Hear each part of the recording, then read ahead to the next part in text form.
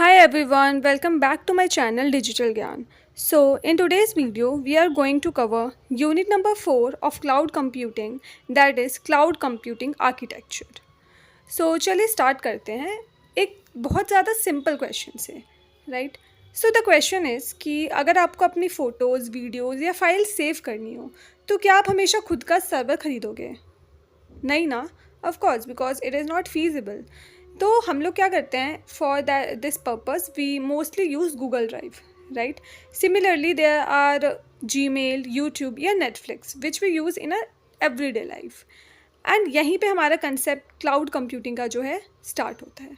तो cloud computing का मतलब है इंटरनेट के थ्रू आईटी सर्विसेज को प्रोवाइड करना. मतलब आपको सर्वर, स्टोरेज या फिर कोई भी हार्डवेयर ख़रीदने की कोई ज़रूरत नहीं है. तो इंस्टेड आप क्या कर सकते हैं, इंटरनेट से डायरेक्टली रिसोर्सेज को यूज़ कर सकते हैं. सिंपल लैंग्वेज में अगर समझे तो जो चीज़ आपको कंप्यूटर के अंदर होनी चाहिए थी वो इंटरनेट पर अवेलेबल होती है. ठीक है. So basically we have two benefits of cloud computing. First one is of course low cost. ठीक है. And the second one is flexibility. And इसमें जब भी हम क्लाउड कंप्यूटिंग के बारे में पढ़ते हैं there is very important concept called virtualization जो हमेशा हमारे सुनने में आता है. तो इसका नाम थोड़ा सा सुनने में हैवी सा लग रहा है, बट अगर हम इसको एग्जांपल से समझेंगे तो it is not that much hard. तो सपोज़ करो आपके पास एक बहुत बड़ा सा अपार्टमेंट है. ठीक है. तो नॉर्मल केस में क्या होगा, एक फैमिली पूरा अपार्टमेंट यूज़ करेगी. बट अगर हम उस अपार्टमेंट को अलग अलग रूम्स में डिवाइड कर दें, ठीक है, तो अब क्या होगा, मल्टीपल रूम्स में मतलब एक सिंगल रूम में एक सिंगल फैमिली को रख दो. तो जहाँ पे पहले एक पूरा अपार्टमेंट सिर्फ एक फैमिली यूज़ कर रही थी, अब उस अपार्टमेंट के हमने मल्टीपल हिस्से कर दिए हैं, रूम्स बना दिए हैं, अब उसमें जो है मल्टीपल फैमिलीज़ रह रही हैं. तो इसमें क्या हुआ, ये जो सेम स्पेस है उसका हमने बेटर यूज़ किया. सिमिलरली क्लाउड कंप्यूटिंग में भी एग्जैक्टली हम यही करते हैं. तो वर्चुअलाइजेशन का मतलब है कि हमारी जो एक फ़िज़िकल हार्डवेयर है, हम उस फिज़िकल हार्डवेयर को मल्टीपल वर्चुअल मशीन्स में डिवाइड करते हैं और इसी प्रोसेस को हम वर्चुअलाइजेशन बोलते हैं. तो इससे क्या है, रिसोर्सेज हमारे वेस्ट नहीं होते हैं और एफिशिएंसी इंक्रीज़ होती है. नाउ सम की features of virtualization. So the first one is on demand access. On demand access का मतलब जैसे कि पहले मतलब जितनी ज़रूरत हो उतने रिसोर्सेज को यूज़ करो, जब ज़रूरत हो तब यूज़ करो. For example electricity. अगर आपको रूम में इलेक्ट्रिसिटी चाहिए, लाइट पंखा चलाना है, तो आप सिंपली क्या करो, स्विच ऑन कर दो. नहीं चलाना है तो आप जो है स्विच ऑफ कर दो. Second is pay as you use. It means कि जितना आप यूज़ करोगे उतना ही जो है आप पे करोगे. फॉर एग्जांपल नेटफ्लिक्स का सब्सक्रिप्शन या फिर मोबाइल रिचार्ज हो गया. And the third one is scalable and flexible.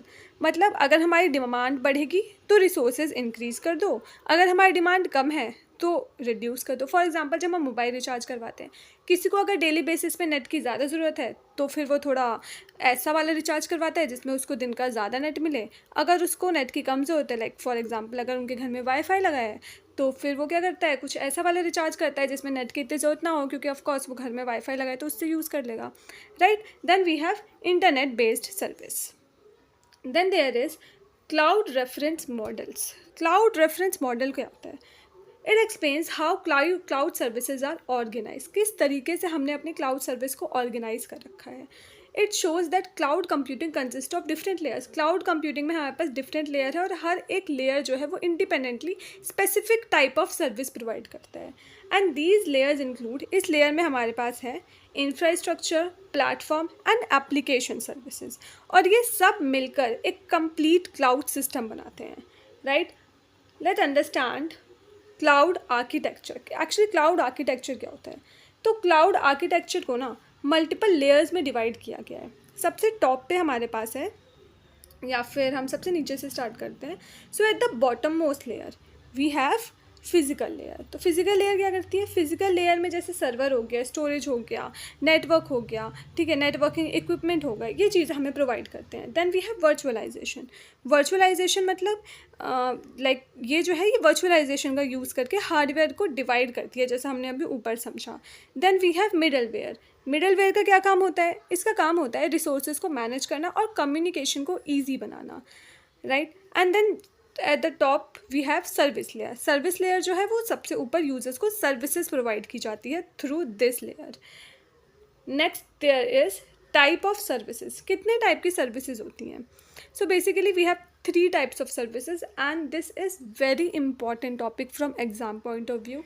सबसे एग्ज़ाम में इस पर्टिकुलर टॉपिक से आपको 1 से 2 क्वेश्चन या फिर इससे ज़्यादा ही मान लो 2 से 3 क्वेश्चन आपको ज़रूर देखने को मिलेगा. ठीक है, तो सबसे पहले बात करते हैं IaaS, that is infrastructure as a service. Infrastructure as a service में क्या है? सो बेसिकली इसमें हमें यहाँ पे जो है, जो कंपनी है ना, वो आपको वर्चुअल हार्डवेयर प्रोवाइड करती है. वर्चुअल हार्डवेयर मतलब जैसे कि वर्चुअल हार्डवेयर हो गया, ठीक है, हमारे सर्वर हो गए, हमारी स्टोरेज हो गई. तो ये चीज़ें जो हैं जैसे CPU, मेमोरी, ये जैसी जो चीज़ें हैं ना, ये आपको सर्विस प्रोवाइडर जो है वो ऐसी चीज़ें प्रोवाइड करता है in infrastructure as a service. ठीक है, जैसे फॉर एग्जांपल अगर आप आपने जो है खाली प्लॉट ख़रीदा, ठीक है, अब क्या है, आप उसके ऊपर अपना खुद का घर बना रहे हो, तो this is an example of infrastructure as a service.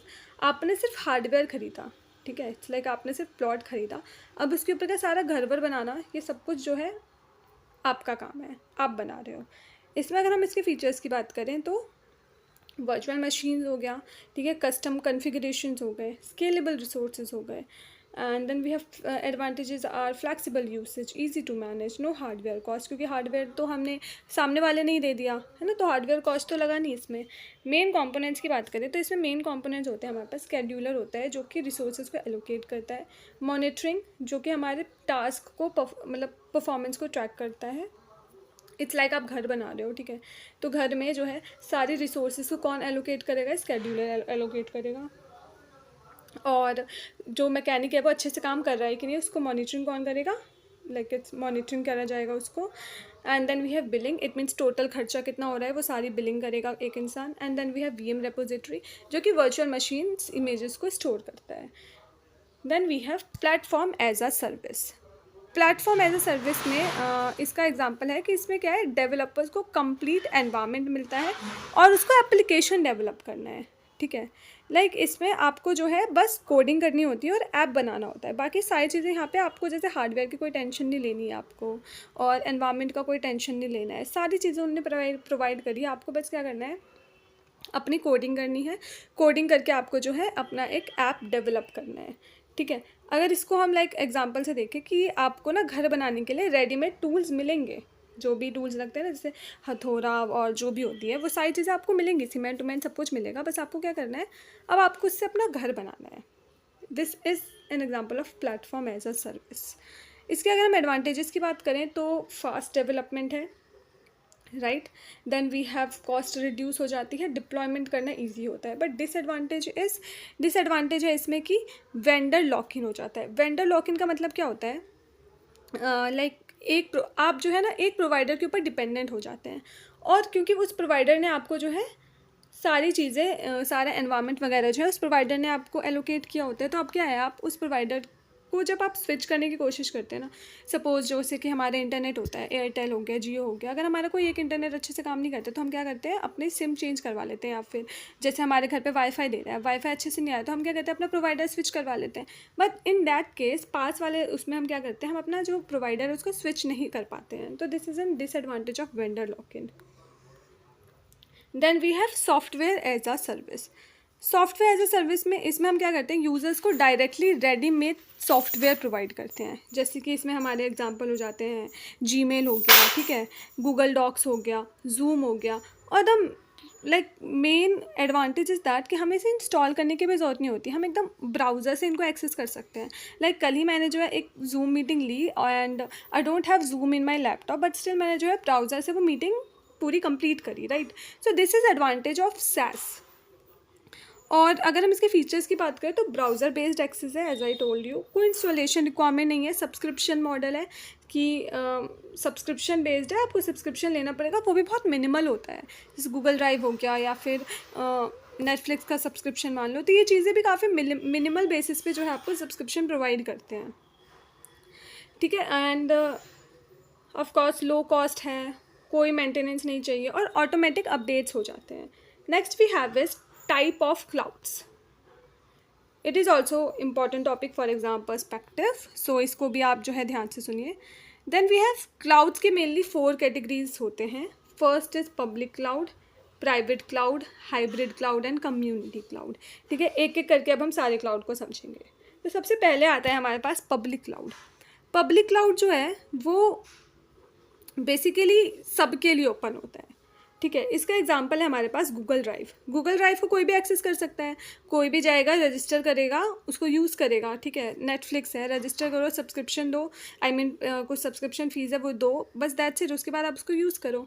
ठीक है, तो एडवांटेज क्या है, लो कॉस्ट है, ईजी टू यूज़ है. बट डिसएडवांटेज इज़ की security concerns and less control. ठीक है, थोड़ी सिक्योरिटी की दिक्कत है क्योंकि कोई भी आके एक्सेस कर रहा है ना, so that's why. Then we have private clouds. Private clouds जो है ये सिर्फ एक ऑर्गेनाइजेशन के यूज़ के लिए होता है.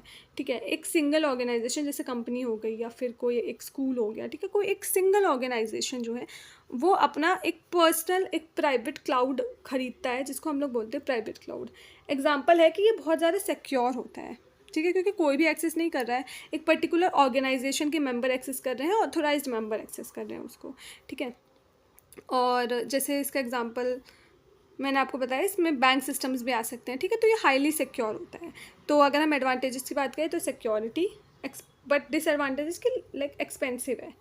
ठीक है, और स्केलेबिलिटी भी लिमिटेड है इसकी. Then we have hybrid cloud. अब हाइब्रिड क्लाउड के लाइक नेम से ही क्लियर है, प्राइवेट प्लस पब्लिक का कॉम्बिनेशन इज़ हाइब्रिड. तो इसमें जो सेंसिटिव डेटा होता है वो सारा सेंसिटिव डेटा हम किस में रखते हैं, प्राइवेट क्लाउड में रखते हैं. और बाकी के जो भी हमारे पास एडिशनल या वर्कलोड है ना, एक्स्ट्रा वर्कलोड होता है, उसको जो है हम अपने पब्लिक क्लाउड में रखते हैं. ठीक है, एंड इसी और कभी कभी जैसे होता है ना कि जब जैसे एकदम से रिजल्ट आता है तो आप जब एक्सेस करने जाते हैं तो उस टाइम पे जो है आपको एरर दिखा देता है, सर्वर एरर ऐसा कुछ दिखाता है ना, तो इसको हम लोग क्लाउड बर्स्टिंग बोलते हैं. इट मीन्स कि क्लाउड के ऊपर इतना ज़्यादा एक्सेस वर्कलोड पड़ गया कि मेरा क्लाउड जो है बर्स्ट हो गया. This is called cloud bursting. अब अगर हम इसके एडवांटेजेस की बात करें तो एडवांटेजेस आर की like it is balance, security and scalability, and it's complex to manage. Then we have finally community cloud. Community cloud जो है वो मल्टीपल ऑर्गेनाइजेशन जो है ना, वो जिनकी सिमिलर रिक्वायरमेंट है वो जो है कम्युनिटी क्लाउड को यूज़ करती है. फॉर एग्जांपल हॉस्पिटल्स हो गए, मल्टीपल हॉस्पिटल्स. ठीक है, इनकी जो रिक्वायरमेंट्स है वो सेम ही है ऑफकोर्स. ठीक है, साथ ये तीनों ही हॉस्पिटल हैं, तो ये क्या करेंगे कि अपना एक कम्युनिटी क्लाउड जो है उसको ऑपरेट करेंगे. Then we have government sectors हो गए या रिसर्च इंस्टीट्यूट हो गए. ठीक है, and the advantages is key, first is की cost sharing and collaboration, and disadvantage is कि it is less flexible, right. And this is a diagram जो मैंने कम्युनिटी क्लाउड के लिए ड्रॉ किया था, तो आप इसको जो है अपने एग्ज़ाम में ड्रॉ कर सकते हैं. और इसी के साथ हमारा क्लाउड कंप्यूटिंग आर्किटेक्चर जो है यूनिट नंबर 4 वो कंप्लीट होता है. और अगर आपको वीडियो हेल्पफुल लगी हो तो प्लीज़ लाइक करना, शेयर करना और चैनल को सब्सक्राइब करना मत भूलना. और मिलते हैं नेक्स्ट वीडियो में, तब तक के लिए have a good day, bye.